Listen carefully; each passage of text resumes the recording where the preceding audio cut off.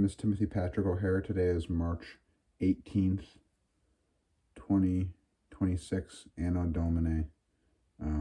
So beautiful. I just wanted to watch the end of yesterday's video because I ended it saying, I want to go. Thank you very much. Have a good day or something.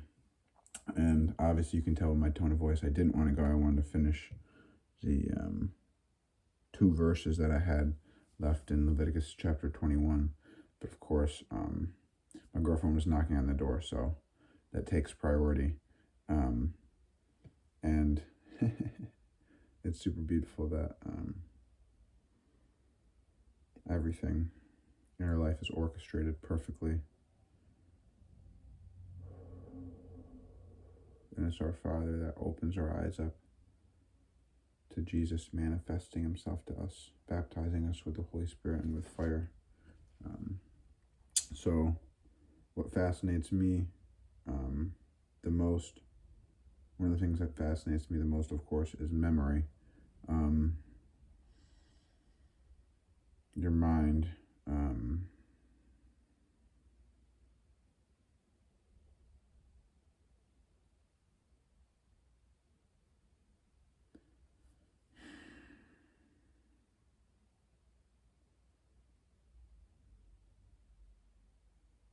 Yeah, let's get to our reading.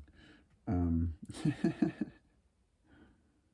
like to babble and think, but I'm agitated. I'll probably say it every day. I'm gonna look it up, try to maybe see the differences. I'm a little agitated, frustrated with perplexity because every day I look it up, it gives me a different number, and it's the exact same dates I'm asking for. Yesterday it said I've been born 8,703 days ago. This saying 8,734 days ago. Okay, an extra month. And I have 35,300 instead of 95 days yesterday, I thought, until I turn 120, Lord willing. And January 3rd, 2022, that was 1,556 days ago. According to yesterday, it was 1,530. So I don't know where this extra month is appearing from. And then April 14th, 2024, 704 days ago. So one number that's been consistent yesterday. It says 703 days. Which is almost 2 years, right? One more month, it'll be 2 years. Just beautiful to look back and think about the dates that you felt deeply born again, that you felt there's a huge change. You see the meaning, the purpose of life in a much clearer way. And I'm just thankful for every breath I pray joyfully. He may eat of the food of his God, his Elohim, his perfectly loving, forming Father, of the most holy as well as of the holy. But he shall not enter beyond the curtain or come near the altar, for he has a deficit. He shall not profane these places sacred to me. For I, Yahweh, have sanctified them. Then Moses spoke to Aaron and his sons and to all the Israelites. Yahweh spoke to Moses, saying, Instruct Aaron and his sons to be scrupulous about the sacred denotions that the Israelite people consecrate to me, lest they profane my holy name. Mine, Yahweh's. Mine, thee, Yahweh's. Thee, Lord. Say to them, throughout the ages, if any man among you, your offspring, while in a state of uncleanliness, partakes of any sacred denotion that the Israelite people may consecrate to Yahweh, that person shall be cut off from before me. I am Yahweh. See, when I make a comment like that, I'm literally just reading the scriptures, but I feel like I'm making a statement. I'm God. Like, obviously I'm not, but I feel that fear of pretending like I could put that confidence in. It would be completely dumbfounded, stupid. But obviously,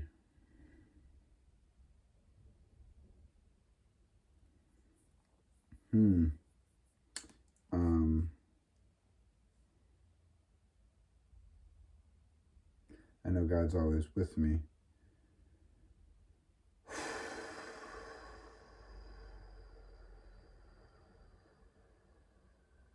No man of Aaron's offspring who has an eruption, or a discharge shall eat of the sacred denotions until he is clean. If one touches anything made unclean by a corpse, or if a man has an emission of semen, or if a man touches any swarming thing by which he is made unclean, or any human being by whom he is made unclean, whatever his uncleanness, the person who touches such shall be unclean until evening, and shall not eat of the sacred denotions until he has washed his body in water. As soon as the sun sets, he shall be clean, and afterward he may eat of the sacred denotions, for they are his food. He shall not eat anything that died or was torn by beasts, thereby becoming unclean. I, Yahweh, I am Yahweh. They shall keep my charge, lest they incur guilt thereby, and die from it, having committed profanation. I, Yahweh, consecrate them.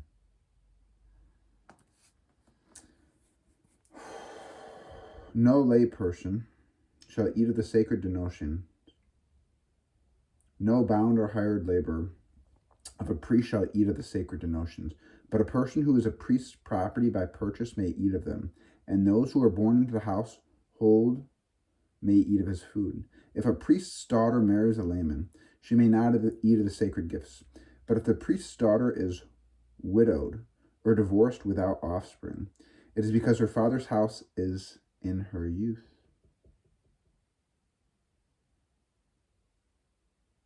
And is back in her father's house as in her youth, she may eat of her father's food. No lay person may eat of it. But if a man eats of a sacred denotion unwittingly, he shall pay the priest of all the sacred denotion, adding 1/5 of his value.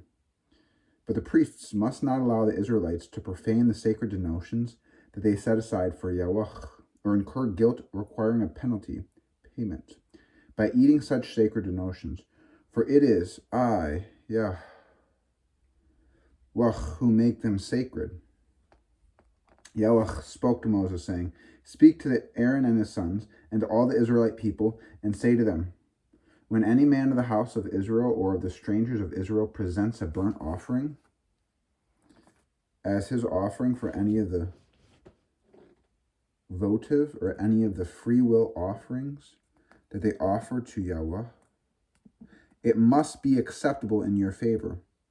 Be a male without blemish, from cattle or sheep or goats. You shall not offer any that has a deficit, for it will not be accepted in your favor. And when a man offers from the herd of the flock a sacrifice of well-being to Yahweh for an explicit vow or as a free will offering, it must to be acceptable without blemish. There must be no deficit in it. Anything blind or injured or maimed or with a wow, bull, sacred, or a scurvy, such as you shall not offer to Yahweh. You shall not put any of them on the altar as offering by fire to Yahweh. You may, however, present as a freewill offering an ox or a sheep with a lamb extended or contracted.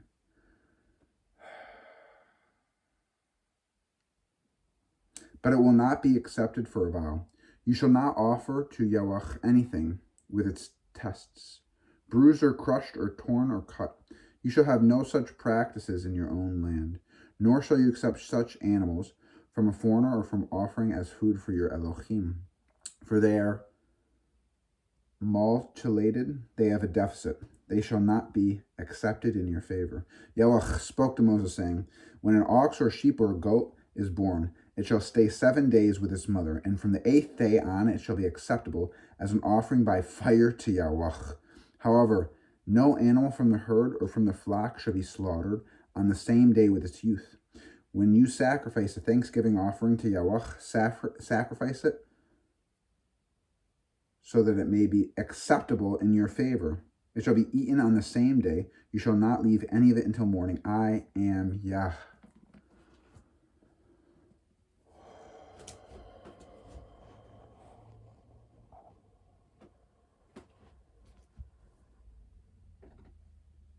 You shall faithfully observe my commandments. I am Yahweh. You shall not profane my holy name, that I may be sanctified in the midst of the Israelite people. I, Yahweh, who sanctify you, I who brought you out of the land of Egypt to be your God, your perfectly loving for me, Father, am Yah.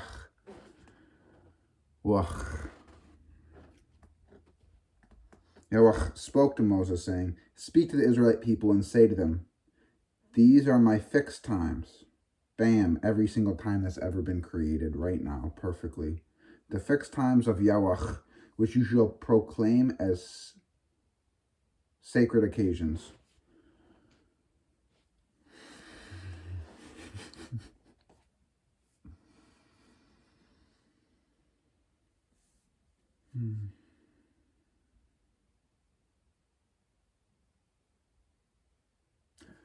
Rabbi Brian, thank you, Father, so much for Rabbi Brian, for the fact that he taught the simplicity that there's really 3 prayers. The prayer of petition seems to be the most common, which is beautiful. Ask and it shall be given. You haven't asked anything in my name. I pray it every day, and it's like I read it every day, and I kind of feel like I haven't asked anything, even though I try to ask every day so I don't waste it, you know. But that's beautiful. I just thought about yesterday how, like, every day I do feel like the words, you perceive them a little differently. I mean, I said to my pastor, youth pastor, a couple months, a year or 2 ago when I met up with him, how, like, you know, every time you read something, it means a little something different depending on if you want it to. I mean, why would you read something if it's not novel and giving you more information?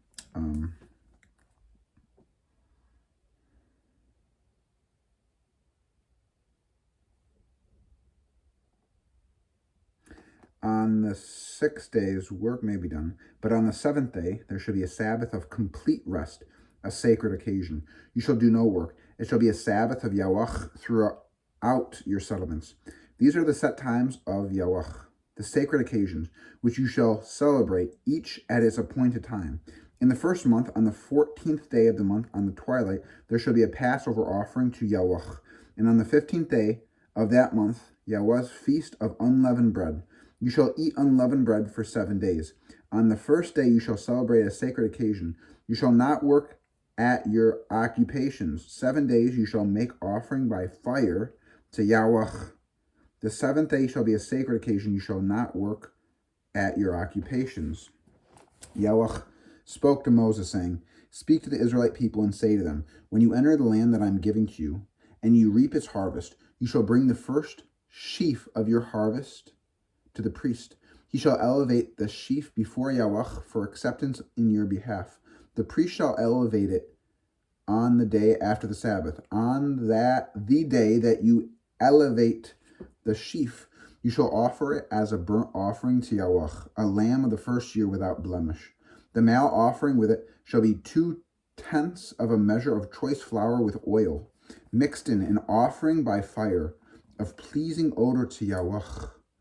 And the libation with it shall be of wine, 1/4 of hin, until that very day.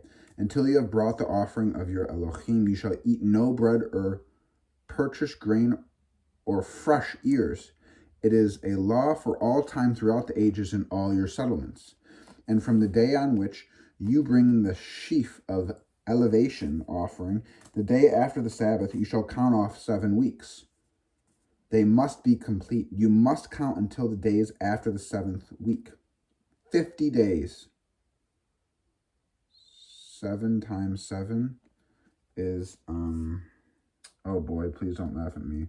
But like 46 is 7 times 8, right? So how 50 days? Then you shall bring an offering of new grain to Yahweh. You shall bring from your settlements 2 loaves of bread as an elevation offering. Each shall be made of 2/10 of a measure of choice flour, baked after leavening as first fruits to Yahweh. With bread you shall present as burnt offerings to Yahweh 7 yearling lambs without blemish, 1 bull of the herd, 2 rams with their male offerings and libation, an offering by fire of pleasing odor to Yahweh. You shall offer 1 he-goat as a sin offering and 2 yearling lambs as a sacrifice of well-being. The priest shall elevate these 2 lambs together with the bread of the first fruits as an elevation offering before Yahweh. They shall be holy to Yahweh. For the priest, on that same day you shall hold a celebration. It shall be a sacred occasion for you. You shall not work at your occupations. This is a law for all time, in all your settlements throughout the ages. And when you reap the harvest of your land, you shall not reap all the way to the edges of your field, or gather the greenings of your harvest. You shall leave them for the poor and the stranger. I, Yahweh, am your Elohim, your perfectly loving, forming Father at every breath, every thought, every neural synapse. Yahweh spoke to Moses, saying, speak to the Israelite people thus, in the 7th month. So even though I felt like it was a little forced what I said, I still feel like I was honoring God with my heart, even though my voice didn't quite seem to to line up with it. But I was thinking about that, how a lot of times it's like, yes, you push through it and you don't seem to enjoy it at the moment, but you know you enjoy it because you know that's what you want looking back. So anyways,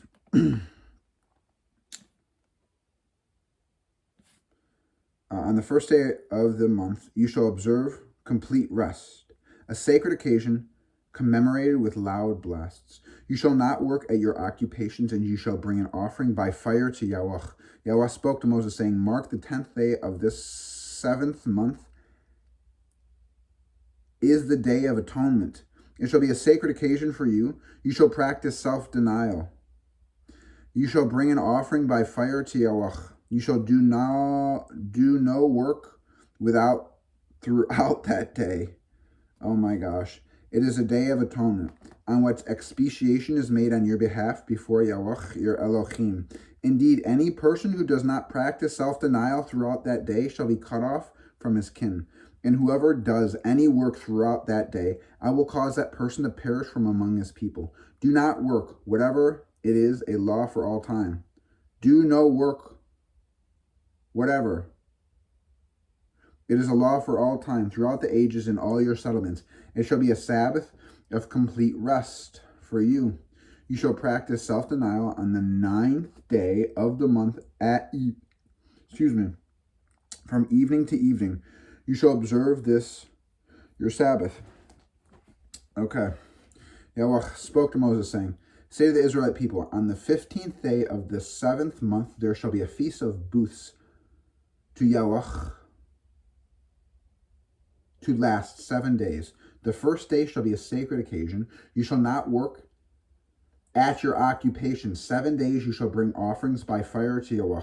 On the 7th day you shall observe a sacred occasion and bring an offering by fire to Yahweh. It is a solemn gathering. You shall not work at your occupations. These are set times of Yahweh that you shall celebrate as sacred occasions, bringing offerings by fire to Yahweh, burnt offerings, meal offerings, sacrifices, and libations on each day, what is proper to it. Apart from the Sabbaths of Yahweh, and apart from your gifts, and from all your votive offerings, and from all your freewill offerings that you give to Yahweh. Mark on the 15th day of the 7th month when you have gathered in the yield of your land. You shall observe the festival of Yahweh to last 7 days, a complete rest on the first day, and a complete rest on the 8th day. On the first day, you shall take the product of hadar trees, branches of palm trees, boughs of leafy trees, and willows of the brook, and you shall rejoice before Yahweh your Elohim 7 days.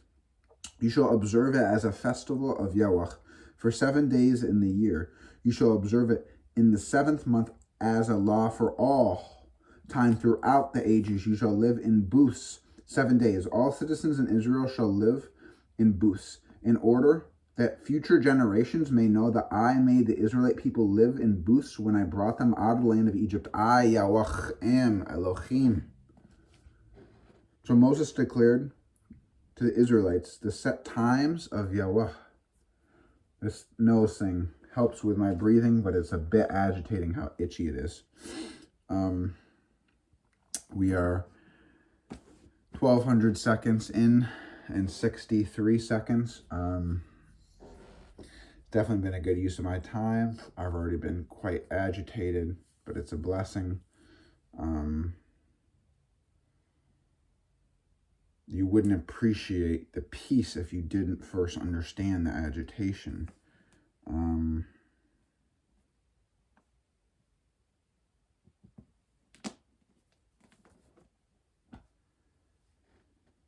Yahweh spoke to Moses, saying, command the Israelite people to bring you clear oil of beaten olives for lighting, for kindling lamps regularly. Aaron set them up in the tent of meeting outside the curtain of the pack to burn from evening to morning before Yahweh regularly. It is a law for all time throughout the ages. He shall set up the lamps on the pure lampstand before Yahweh to burn regularly.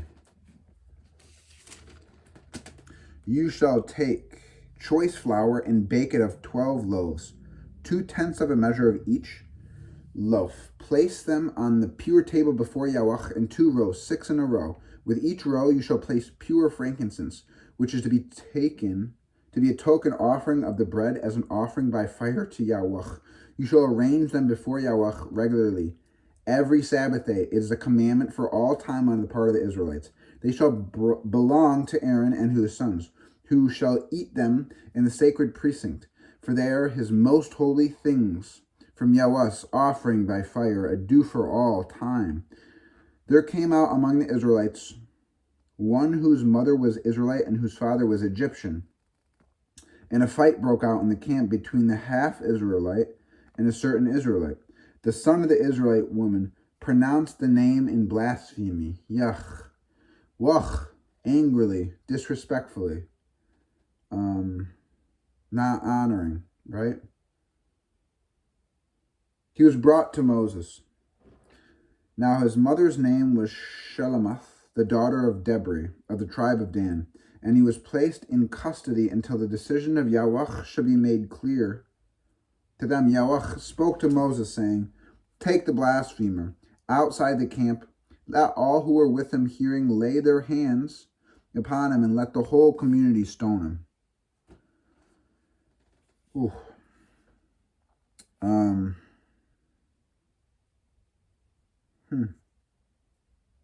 So there's a few alternatives. I think this was the first time, and that's why they wrote it down and they pulled it aside. It was probably because the guy was half Israelite that he didn't have this full respect of knowing